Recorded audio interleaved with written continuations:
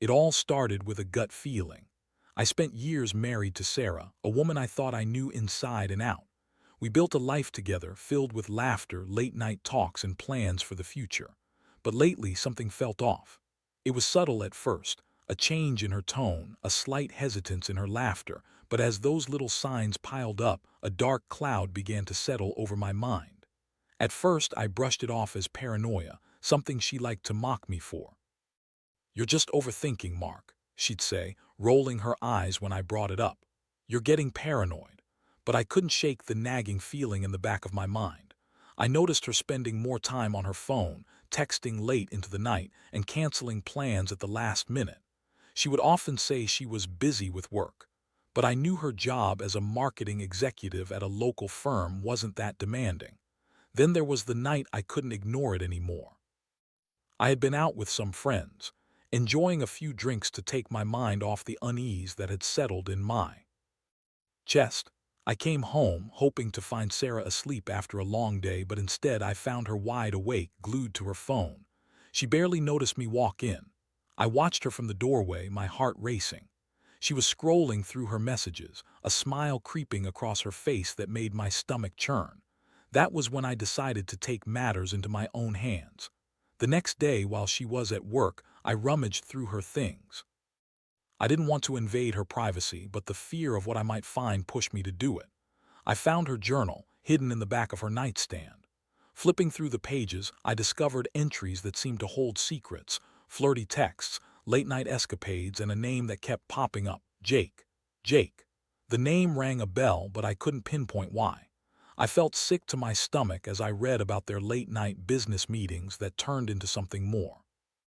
And then, amidst the clutter of her ramblings, I stumbled upon something that made my blood run cold. A mention of a murder investigation, a file she'd been linked to 3 years ago. I hadn't known about this.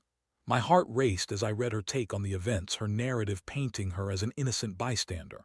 But the reality was different. I had to confront her. There was no way I could let this fester inside of me. I waited until she got home, my heart pounding in my chest.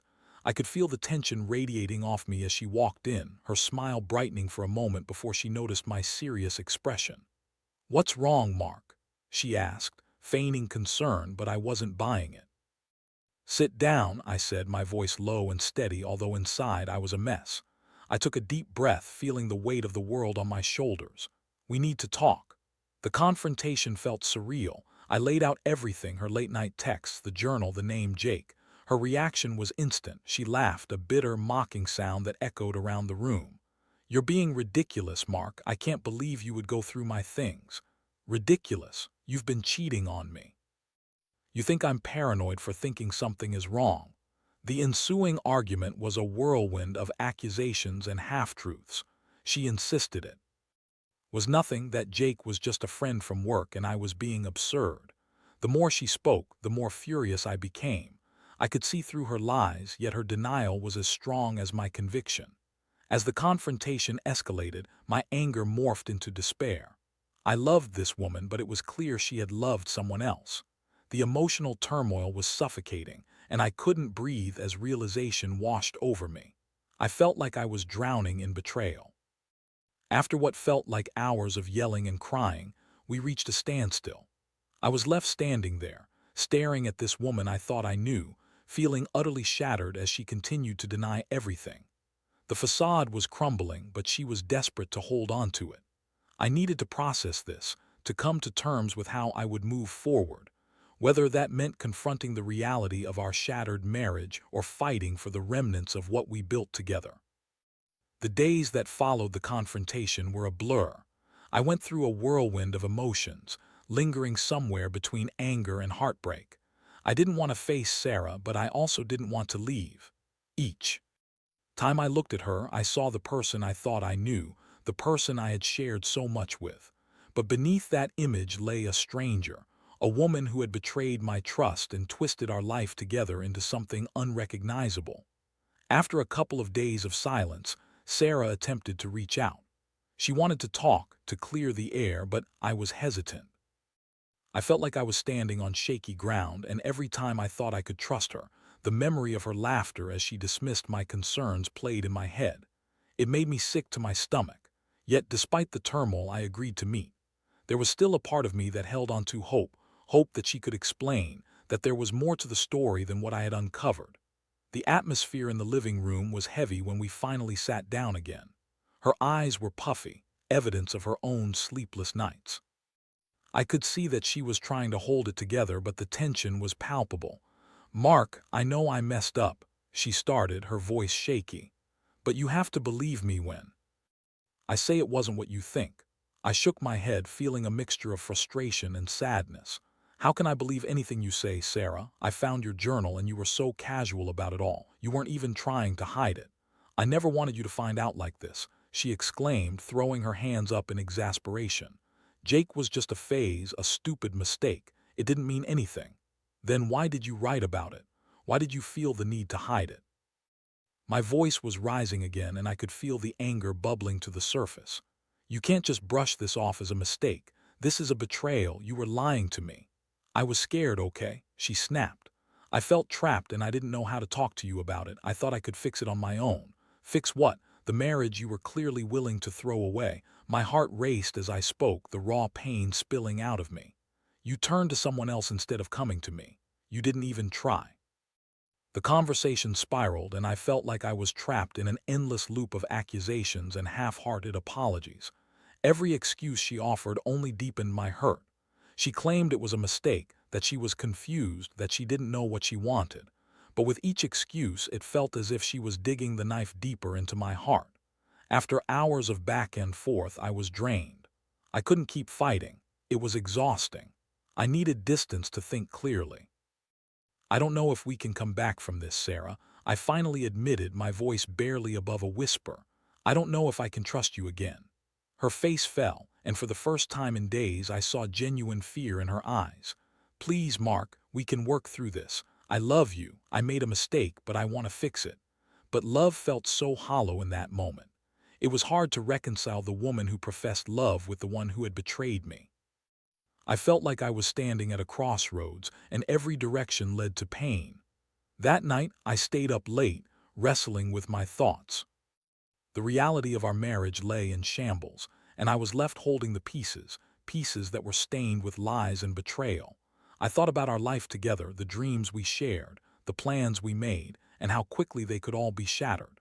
The following day, I decided to take a trip down to the police station.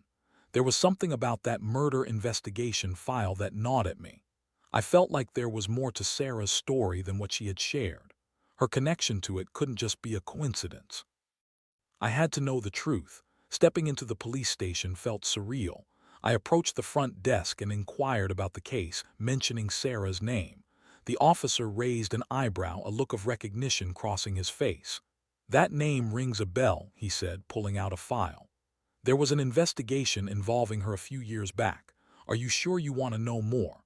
I nodded, feeling a knot in my stomach. I needed answers. The officer handed me a stack of papers, and as I flipped through them, my heart sank. There were details about a murder, a scandal that rippled through the community. Sarah's name was mentioned as a witness, but it felt more sinister than that. There were whispers of her being too close to the victim, of questionable involvement. All the pieces were falling into place, and with each revelation my heart hardened. I had to confront her again, but this time it was different. I was no longer the man filled with doubt. I was a man searching for the truth, ready to find out just how deep the betrayal ran. The ride home from the police station felt like a fever dream. My mind raced with the implications of what I had just uncovered. Sarah, the woman I loved, had been entangled in something dark and twisted, a murder investigation that had somehow slipped under my radar. I thought I knew her, but now I was questioning every memory we had created together. As I parked the car in our driveway, every sense of security I had felt in our home crumbled. I walked inside, gripping the file tightly in my hand. I could already hear her voice echoing from the kitchen, humming softly as she prepared dinner. The familiar scent of her cooking usually brought me comfort, but today it felt suffocating. "Hey, you're home," she called out, her voice brightening when she saw me. "I thought we could have a nice dinner together, just us." I stood in the doorway, heart pounding, the weight of the file pressing down on me. "We need to talk," I said, my tone flat, lacking the warmth it usually held. Her smile faltered. "What's wrong? You're scaring me, Mark." "Sit down," I ordered. It wasn't a request, it was a command. She hesitated before taking a seat at the kitchen table, her expression shifting from confusion to concern. I placed the file in front of her, watching as she glanced down at it, then back up at me. "What's this?" she asked, an edge of panic creeping into her voice. "It's about the murder investigation you were involved in. You never told me about it." I leaned forward, my intensity sharpening. "Sarah, what's going on? Why didn't you mention this before?" Her face paled. "Mark, I can explain. I didn't think it was important. It was years ago. Years ago, it's not just something not important. You were a witness. In a murder investigation, how can you say that?" I could feel my anger boiling over, but I was trying to keep it in check. I needed clarity, not chaos. Okay, she said, holding her hands up defensively. "Let me explain. I was at the wrong place at the wrong time. I didn't see anything, I swear. The police just wanted to ask me questions because I happened to be nearby." "Nearby? You didn't think to tell me that you were even involved?" I could feel my voice rising, and I took a breath, forcing myself to calm down. "You went through some traumatic event and you kept it from me. Why wouldn't you want to share that?" "Because I didn't want to worry you. I thought it was behind me. I didn't want to drag you into the past." She looked desperate, tears brimming in her eyes. "Mark, please believe me. I didn't think it was relevant." "Not relevant? How can you say that?" I leaned back, feeling a mix of disbelief and betrayal. "Especially when you're lying about Jake. This could change everything I thought I knew about you." Opened her mouth to respond, but I cut her off. "You never told me about him either, did you? This isn't just about a mistake anymore, Sarah. This feels like a pattern of deceit." With that, she broke down, sobs racking her body as she buried her face in her hands. "I'm sorry, I was scared of losing you. I thought I could handle it alone." I watched her cry, and for a moment my heart twisted in sympathy, but then the anger flared again. "You could have trusted me. You could have come to me. But instead, you chose to hide the truth." Her tears fell silent as she looked at me, and I saw the fear in her eyes mingled with guilt. "I know I messed up, but I'm telling you the truth now. I didn't cheat on you until after the investigation was over. You have to believe me." It was hard to separate the lies from the truth in that moment. I wanted to believe her, wanted to think that her heart still held some semblance of love for me, but everything felt tainted now. The events of the past 3 years flashed through my mind. Each romantic dinner, each shared laugh, each moment I thought was pure now felt like a weighted lie. "Do you expect me to just forget everything, to forgive you and move on like nothing happened?" I crossed my arms, trying to maintain some semblance of control, but the rage bubbled beneath the surface. "You've shattered my trust, Sarah. I don't even know what to think anymore." "I will do anything to make this right," she pleaded, her voice trembling. "Just give me a chance. I love you. I'm begging you to believe that." The sincerity in her voice clawed at my heart. I wanted to believe her, but the shadows of doubt loomed large. "Love doesn't make infidelity disappear," I said, feeling hollow. "And I don't know if I can forgive you, let alone forget." The silence that followed hung heavy in the air, a chasm that felt unbridgeable. I took a step back, wrestling with the weight of the decision before me. This wasn't just about her betrayal, it was about my own sanity, my own self-worth. I realized I had to put myself first, to reclaim the pieces of myself that had been lost in this emotional turmoil. "I need time," I finally said, my voice shaking. "I can't make any decisions right now. I need to think." As I turned away, I felt the weight of her eyes on me, filled with desperation and regret. But I couldn't afford to let compassion sway my judgment. I needed to protect myself from further heartbreak. I walked out of the room, intending to find clarity in my own thoughts, but the uncertainty loomed over me like a dark cloud. Would I ever be able to trust her again? Or was this the beginning of the end for us? In the days that followed, I found myself navigating a minefield of emotions. I gave Sarah space, as I needed to figure out my own thoughts. The silence between us was deafening. It was hard to believe that just a few weeks ago, we were planning our future together, filled with dreams and desires. Now, it felt like I was living in a nightmare. I spent hours alone at home, pacing the floors, lost in memories that now felt tainted. I'd sift through our old photos, remembering the smiles and laughter, wondering how someone I loved so deeply could betray me. I avoided talking to friends about it, fearing their judgment or their pity. The weight of my heartache felt too heavy to share. Instead, I turned to the one thing that always provided comfort: writing. I poured my feelings onto paper, trying to make sense of the chaos swirling in my mind. One evening, after a long day of wrestling with my emotions, Sarah approached me, a tentative look in her eyes. "Can we talk?" she asked softly, trying to gauge my mood. "Do we have to?" I replied, the bitterness creeping into my voice. "What do you want to say that hasn't already been covered?" "I want to make things right," she said, her voice firm but filled with desperation. "I've been doing a lot of thinking and I know I messed up, but I want to prove to you that I can change and that you can trust me again." "Change?" I repeated, incredulous. "You think it's that easy? Trust doesn't just come back overnight, Sarah." "I know that, but I want to show you. I want to take steps to rebuild." I've even considered talking to a therapist to help me sort out my feelings. I owe you that much." Her sincerity pierced my heart, and for a moment I felt a flicker of the love I once had for her. But then I remembered the lies and the betrayal, and that flicker dimmed quickly. "You can't just say you'll change. It's going to take work, real work, and I don't know if I'm willing to even try. I understand it won't be easy, but we've built a life together. Can't we at least try?" she pleaded, her eyes glistening with unshed tears. I took a deep breath, wrestling with the conflicting emotions churning in my chest. Trying feels like a betrayal to myself. I don't want to be the one constantly second-guessing everything you say or do. It's exhausting. The truth hung in the air, a heavy burden between us. I could see the emotions playing out on her face: fear, regret, determination, and love. But I couldn't shake the feeling of being trapped. I felt like I was standing at the edge of a cliff, teetering dangerously over a chasm of uncertainty. "I need time to think, Sarah. I can't promise you anything right now," I finally said, my voice a mere whisper. "I'll give you time," she said, her voice breaking. "But please don't give up on us. I love you and I want to make this work."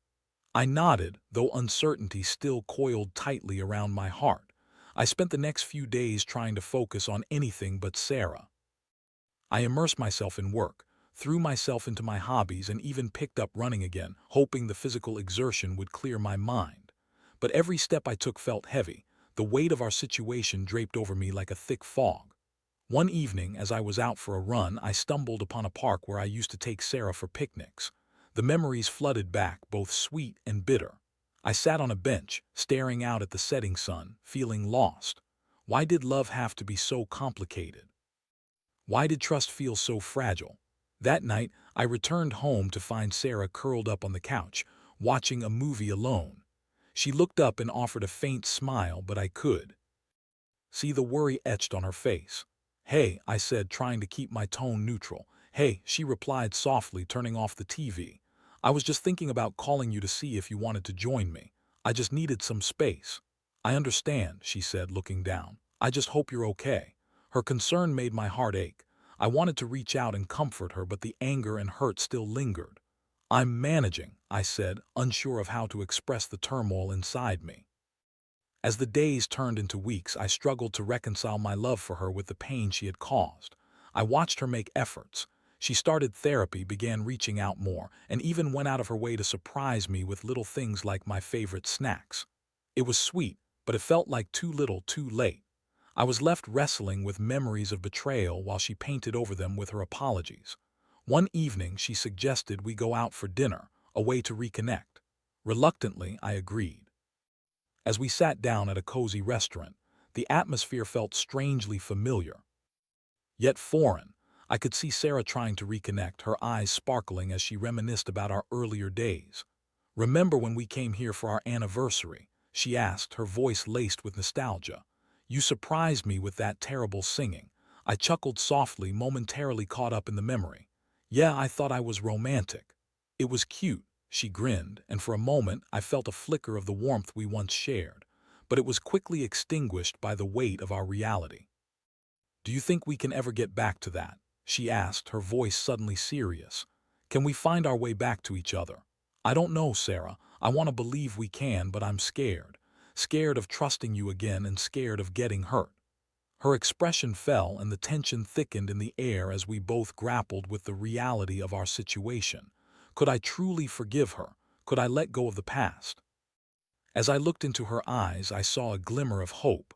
Hope that maybe, just maybe, we could rebuild what had been lost.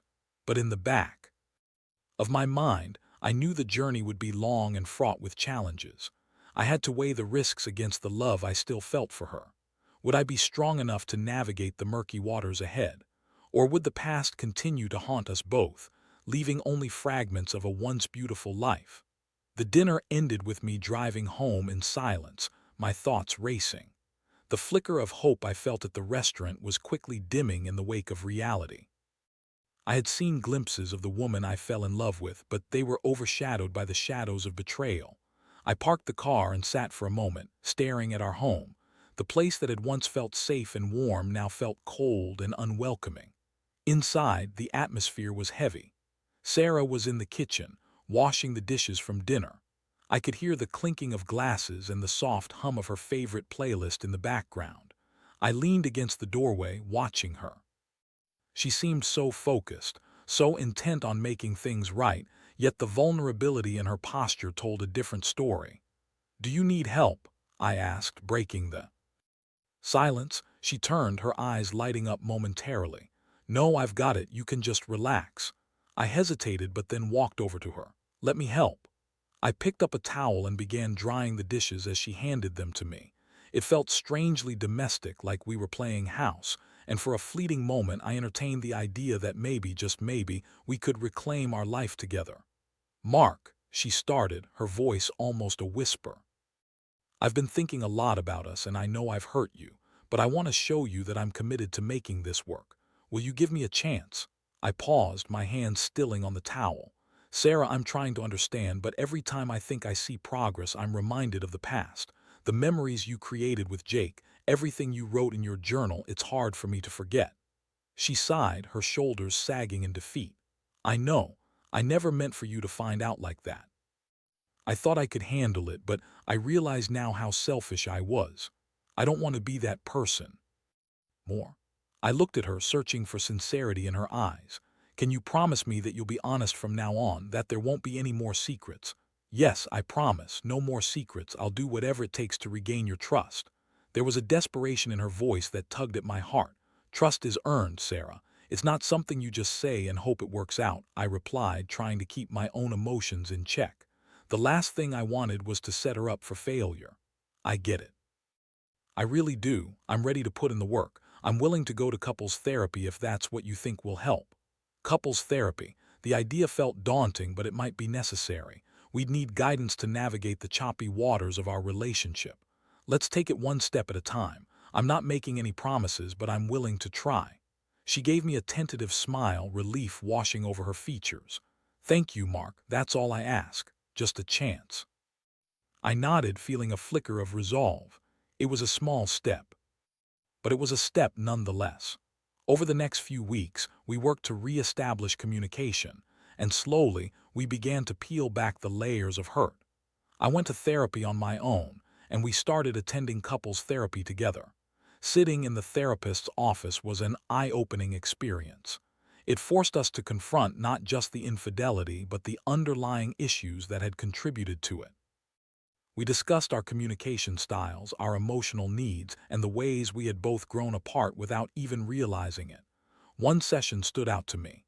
We were discussing trust, and the therapist asked us to share one thing we appreciated about each other. I wanted to see if Sarah could articulate what she valued in me. "I admire Mark's dedication," she said, her voice steady. "He's always been reliable and responsible. He's the kind of person you can count on." Hearing her speak about me in that way pulled at my heartstrings. Yet I couldn't shake the shadow of doubt that still lingered. I needed to voice my own feelings too. "I appreciate Sarah's creativity and passion. She has a way of lighting up a room," I said, looking at her. "But trust has been broken. It's hard to feel that spark when I'm constantly reminded of the betrayal." The therapist guided us through our emotions, helping us untangle the webs we'd woven. It was exhausting but necessary. Some days felt like we were making progress, and others felt like we were simply going in circles. I learned to express my feelings without fear of angering Sarah, and she learned to listen without getting defensive. But there were still moments when the past crept back into our conversations. Little things would trigger memories, her phone buzzing at an odd hour, her laughter sounding too cheerful. I knew I was overreacting, but the wounds were still fresh and my heart remained guarded. One evening, as we sat on the couch watching TV, I noticed her phone light up with a message from Jake. My heart sank. "Who's texting you?" I asked, trying to keep my tone steady. "It's just a group chat," she replied, her voice casual. "Nothing important, just a group chat." I felt my pulse quicken. "You're still in contact with him." "I told you he's just a friend from work." She defended, but I could see the tension creeping into her posture. "He texts me about projects we're working on." "Projects?" I scoffed, frustration bubbling over. "I don't think it's appropriate to keep in touch with him after everything that's happened. I can't just cut off all my work relationships because of one mistake. You have to trust me, Mark." She pleaded, her voice rising. "Trust." That word hung heavy between us. "And how do you expect me to do that when I see you still engaging with the very person you betrayed me with? It feels like a constant reminder of what you did. I'm trying to move forward, but you keep dragging me back."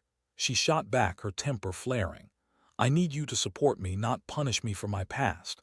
I took a deep breath, feeling the weight of our conflict pressing against my chest. "I'm not trying to punish you, Sarah. I'm just trying to protect myself. I don't want to feel like I'm sharing you with him." Our argument spiraled, and I could feel the old wounds reopening, the pain and distrust surfacing like an ugly beast that refused to stay buried. I realized that despite our efforts, we still had a long way to go.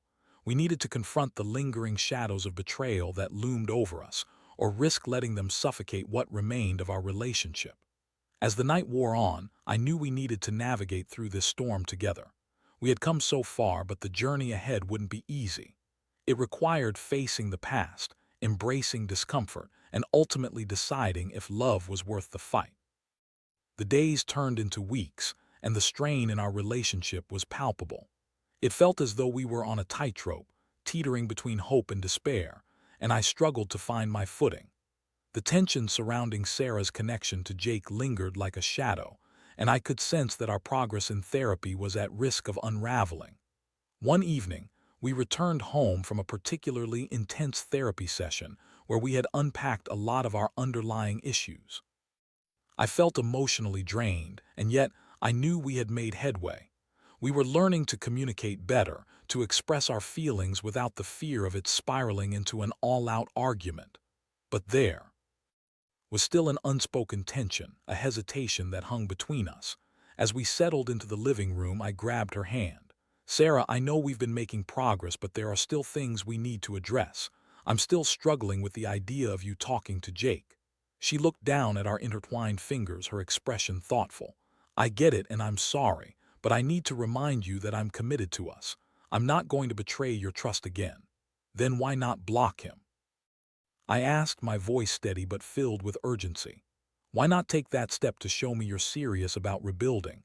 I can't just cut off my colleagues," she replied, frustration creeping into her tone. "I need to maintain those professional relationships, Mark. It's not about him, it's about my career." "Your career?" I shot back, feeling heat rise in my chest. "It's about your choices, Sarah. Your choices put us in this position." I could see the hurt in her eyes, and it was as if she had been struck. She opened her mouth to respond, but the words fell away.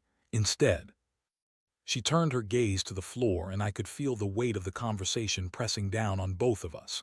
"Maybe I should have thought more about my actions," she finally said, her voice barely above a whisper. "But I'm trying to prove to you that I can be trusted, and I thought keeping things professional would help." "It doesn't help me feel secure," I replied, my heart breaking at the sight of her pain. "Every time I see that name pop up on your phone, it's a reminder of the betrayal.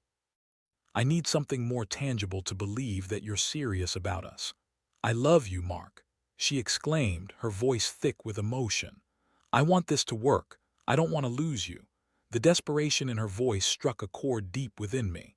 I felt the cracks in my resolve widening, the flicker of love I had for her battling against the walls I had fortified in my heart. "Love isn't enough to mend what's been broken," I said, my voice trembling as I fought against the tide of emotions surging within me. I know it's not. But we can't just keep living in the past, she pleaded, tears brimming in her eyes. We have to move forward together. I took a deep breath, searching for clarity amidst the chaos of my emotions. Maybe we need a reset, a clean break from all the baggage that's weighing us down, I finally said, unsure of where the words were leading me. What do you mean? She asked, confusion dancing in her eyes. I mean, we could consider taking a step back from our relationship. Not a permanent end, but a chance to breathe and figure out what we truly want. I can't continue to live in this limbo where I'm constantly second-guessing everything. Her face fell, and I could see the shock wash over her. You want to take a break, Mark, that's not what we talked about. I know, but I need time to think. I've been trying to convince myself that I can forgive and forget, but every time I see you, I'm brought back to the betrayal. I can't keep doing this to myself. Please don't say that, she cried, her voice breaking. I want to fight for us. I'm willing to do whatever it takes. I don't want this to be a fight, Sarah. I just want to find some peace, I said, feeling tears prick at the corners of my eyes. I care about you, but I can't keep pretending that everything is okay when it is. The silence stretched out between us, heavy and suffocating. The reality of what I was proposing settled in the air like an unyielding weight. I saw the love she had for me, but it was intertwined with fear and desperation, and I knew that wouldn't be enough to bridge the chasm that had formed between us. I think we both need this time to reflect, I concluded, my voice steady but filled with sorrow, to see if this is something we can rebuild. As the words left my lips, I felt a pang of grief for what could have been. The love we had once shared was now overshadowed by mistrust and pain. I needed to reclaim my sense of self, and perhaps in that process we could discover what our future truly held. I'll respect your decision, she said finally, her voice barely above a whisper, her eyes brimming with tears. But I can't pretend this doesn't hurt. I know, I replied softly, reaching out to wipe away a stray tear that had slipped down her cheek. But I believe that sometimes distance can provide clarity. In the days that followed, we began the process of untangling our lives. It wasn't easy, and it felt as though our hearts were on a roller coaster of emotions, moments of longing, sadness, and hope. I focused on myself, reconnecting with friends, rediscovering hobbies, and diving deeper into therapy. As for Sarah, she took the time to reflect on her choices, her decisions, and the consequences that followed. We kept in touch, sharing updates about our lives, but it was different now, less pressure and more honesty. I could sense her growth, and in turn I began to feel my own healing. Eventually, a few months later, we agreed to meet for coffee. As I walked into the cafe, my heart raced. I saw her sitting at a table, a few strands of hair falling into her face as she scrolled through her phone. She smiled when she saw me, and for a moment it felt like old times. Hey, I said, settling into the seat across from her. Hey, she replied, her voice warm but cautious. It's good to see you. Yeah, it is, I said, feeling a genuine smile creeping onto my face. We talked about everything, our lives, our growth, and our paths moving forward. It was refreshing to see not just the woman I loved, but the woman who had grown. Conversations flowed more easily now, devoid of the tension that had once defined us. I could feel hope rekindling in my heart. Do you think we'll ever find our way back to each other? She asked, her gaze steady as she held my eyes.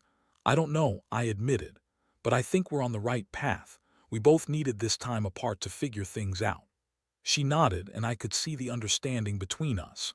Whether we found our way back to each other or not, I knew we had both learned valuable lessons about love, trust, and the importance of communication. As we left the cafe that day, I felt lighter, freed from the heaviness that had once engulfed me. Life was unpredictable, and while the journey ahead remained uncertain, I had faith in the power of growth and the possibility of new beginnings, whether together or apart. And in that moment, I realized that love, in its most genuine form, sometimes required time, space, and the courage to embrace the unknown.